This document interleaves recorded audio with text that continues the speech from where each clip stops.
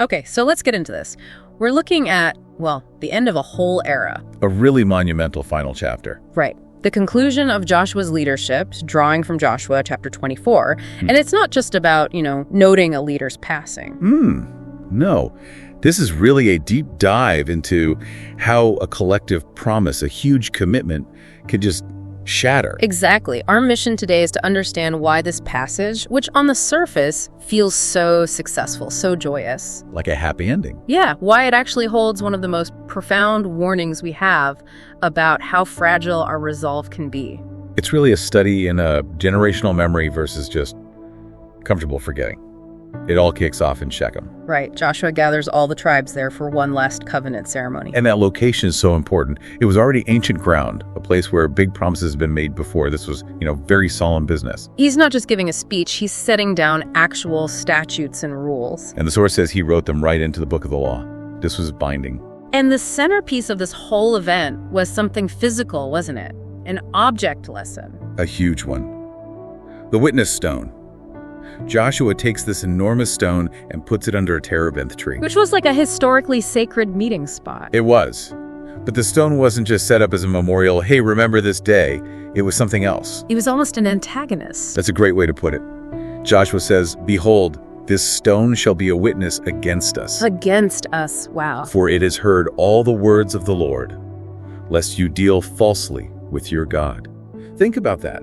An inanimate object tasked with holding people accountable. So the promise is made, the stone is set, and then the story just pivots so fast. It's a really jarring transition, isn't it? Soon after, Joshua, the servant of the Lord, dies at 110. And he's buried. And then Eleazar, the high priest, he also dies and is buried. And just like that, the two main eyewitnesses to that previous generation's miracles are gone. The living memory is literally being put in the ground. But before that, there's that one beautiful moment of closure. Oh, the burial of Joseph's bones.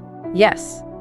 It fulfills this ancient promise from generations before. It's this wonderful sense of a long story finally coming to fruition. It absolutely is. And that feeling of fulfillment is what sets up the text's most deceptive verse. Okay, here's where it gets really interesting. Right. The text gives us what sounds like the perfect ending. It says, Israel served the Lord all the days of Joshua and all the days of the elders who outlived Joshua. That sounds like an unqualified success. They did it, the covenant held. It sounds like it. But later analysis sees this not as a happy ending, but as a temporary reprieve. But hold on, if the whole nation served God for all those years, isn't that a win? Why call it temporary? Seems a bit harsh. That is the critical question. And the sources say it's temporary because of what happens immediately after in the book of Judges. Total breakdown. So something was already wrong just under the surface. Exactly. The analysis suggests two critical issues were already brewing, just waiting for those elders to pass. What were they missing? First, they stopped short. Even after seeing things like the walls of Jericho just fall down. Overwhelming proof. Yeah. But they never fully conquered all the land assigned to them. They got content with enough success. They got comfortable with the victory they had and stopped fighting? Perfectly put.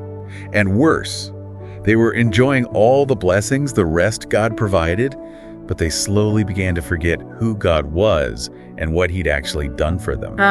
They stopped actively remembering. They just drifted into that comfortable forgetting.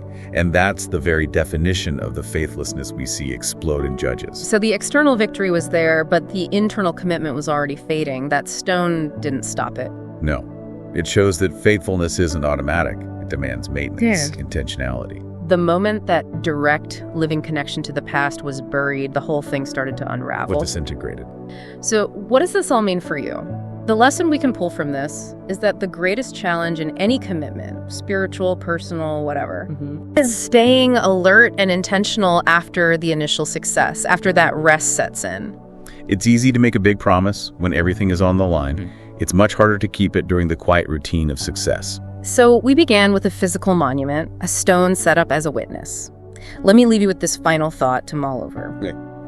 If that stone was a modern object you see every day, say the background on your phone, what's the one non-physical commitment you'd put on it today to make sure it never fades into comfortable forgetting?